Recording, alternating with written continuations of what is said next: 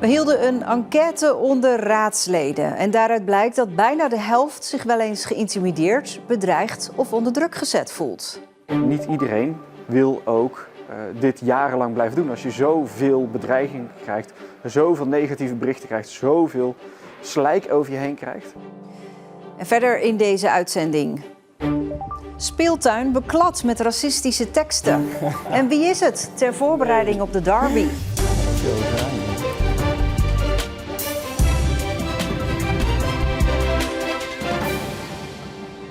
Goedenavond. Veel Zeeuwse raadsleden voelen zich wel eens onder druk gezet of worden bedreigd of geïntimideerd.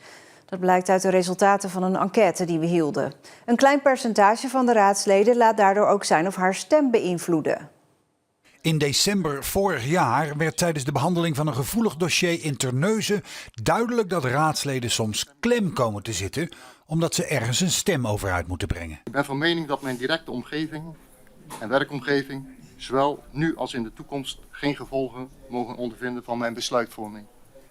Ik zal daarom niet deelnemen aan agenda punt 13 en de raad zal naar agenda punt 12 verlaten. Het terugtrekken van Mobach legde een mogelijk kwetsbare plek in het raadlidschap bloot. Het riep de vraag op hoe dit Zeeland breed ervaren werd. We legden de kwestie aan alle raadsleden voor met een enquête. 117 van de 281 Zeeuwse raadsleden vulden de enquête in. We vroegen een aantal van hen om op de resultaten te reageren. Ik ben Okker Gering. Ik ben Johnny Lucassen. Mijn naam is Margot Lemsen. Ik ben Rob Lambert. Ik ben John Schoon. Hoe zit het in Zeeland? Van de 117 Zeeuwse raadsleden die de enquête invulden, heeft 45% zich wel eens bedreigd, geïntimideerd of onder druk gezet gevoeld. Door burgers, collega-raadsleden of een wethouder of burgemeester. Ik vind het aan de ene kant wel zorgelijk. Aan de andere kant sta ik er ook niet van te kijken. Ik herken dat niet zo, nee. Nee, ik hoor dat ook vrij weinig van mijn mederaadsleden. Ik heb geen doodsbedreigingen gekregen, maar bij iedere verkiezing, bij iedere campagne komen wel bedreigingen voor. Met een vuist op tafel slaan, stemverving, met 3 mensen op je inpraten van ja, en wij gaan dit doen als jij dat doet. Ik werk in het weekend bij de kroeg.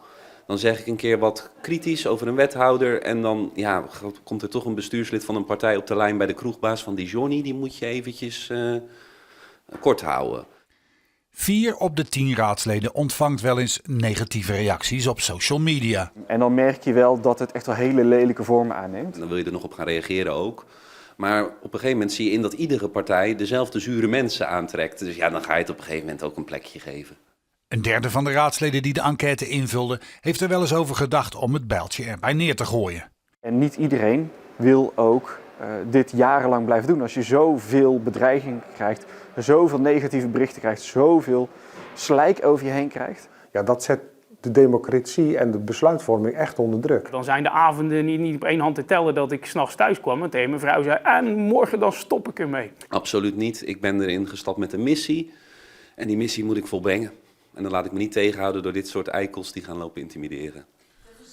Ondanks de relatieve hoge percentages van raadsleden die de negatieve kanten van het raadswerk ervaren, geeft minder dan 2% aan ooit onder druk of dwang anders gestemd te hebben dan ze zelf wilden. Dat lijkt in eerste instantie wel een optimistisch einde van dit verhaal. Maar eigenlijk hoort het gegeven dat er meerdere raadsleden niet in alle vrijheid hun werk hebben kunnen uitoefenen, niet thuis in onze democratie. Rezan Habash is een Syrische vluchteling die nu 5 jaar in Nederland woont. Hij heeft te horen gekregen dat hij terug moet naar Syrië omdat het land als veilig wordt beschouwd. Sinds hij dat hoorde, 11 dagen geleden, is Rezan in hongerstaking. Ik ben atheïst, ik ben Koerdisch, ik ook werk tegen een islamic groep daar ook. Ja. Wat ik moet zeggen, slechte regering. Eigenlijk het is voor jou nog niet veilig om terug te gaan. Ja, zeker.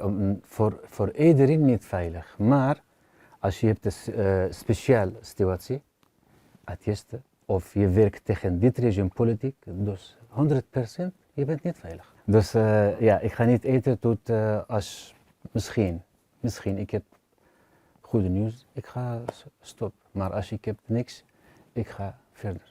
Waarom heb je besloten om dat te doen? Omdat ik wil één die kijk naar mijn situatie, voor mijn kinderen, voor mijn toekomst, voor Nederlander mensen hier. Ik wil niet vertrekken. Ik wil niet gaan naar een ander land, omdat ik hou van dit land. Rezan heeft zijn vrouw en 2 kinderen al 6 jaar niet gezien. Ze zitten in Turkije en hij kan niet naar ze toe omdat hij wegens zijn Koerdische afkomst niet veilig is daar. Zij weten alles, mijn gezin, zij weten alles, maar zij zeggen alsjeblieft niet doen. Baba, ik wil met jou blijven, alsjeblieft niet doen.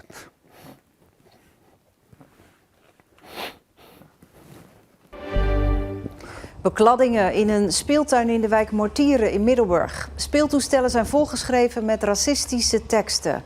De gemeente laat alles zo snel mogelijk schoonmaken en doet aangifte. Een opvallend verkiezingsfeitje. Van alle partijen waar je op kunt stemmen in Vlissingen staan er nota bene bij de SGP de meeste vrouwen op de lijst, 8. De hoogste vrouw op de lijst is Lilian Jansen. Zij was 12 jaar geleden het eerste vrouwelijke gemeenteraadslid voor de SGP in Nederland. De neven Erwin Fransen en Roan Traas waren vorig seizoen nog teamgenoten bij voetbalclub Goes. Maar vanavond staan ze tegenover elkaar in de Beverlandse voetbalderby. De 7 jaar oudere Fransen verruilde afgelopen zomer het rood van Goes voor het groen-wit van Kloetingen. Verslaggever Tom Druppers testte hoe goed de 2 neven elkaar en hun ploeggenoten nou eigenlijk kennen.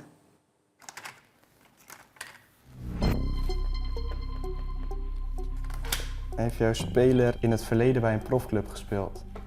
Ja. Ja. Nou, ik denk dat ik vroeger ook wel vaak naar Erwin's wedstrijden ging kijken. In eerste instantie bij Feyenoord. Dat vond ik als klein jongetje wel heel erg leuk dat mijn neef bij Feyenoord speelde.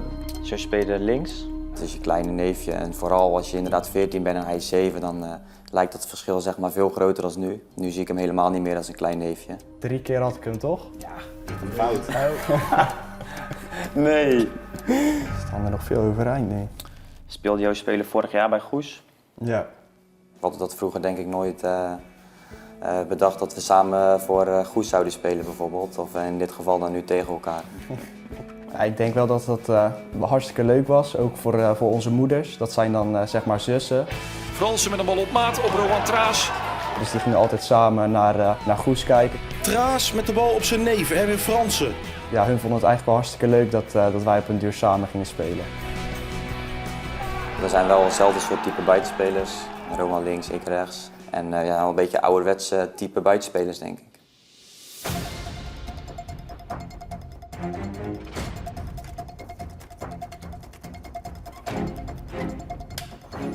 Dan denk ik dat ik hem gelijk al heb. Denk het ook dan. Jeffrey Teunissen. Niet? Fout. Ja, ik heb goed geantwoord, toch? Nee, ik gok gewoon IJsmuren. Ja, klopt. Oh, die was echt dom. Dit kost een extra vraag. Als jullie nou van elkaar 1 kwaliteit zouden mogen overnemen, welke zou dat dan zijn? Dat is makkelijk, zijn linkerbeen.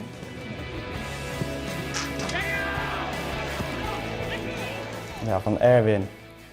Ja, dan denk ik toch nog wel eens gewoon echt die pure snelheid. De vraag is, wie is er nou beter? Tussen ons 2. We hebben het net gezien bij het spel. Bij het spel was ik beter. Is jouw speler Johnny Tibos? Nee. Niet? Ja, dag. Nee. Wie dan? Ja, die andere. Maar laten we de voetbalcredits dan aan Roman geven. Ja, ik ga hem nog uitspelen dan. Heeft jouw speler in het verleden bij Hoek gespeeld? Nee. Roan Traas. Ja, juist. Jongen.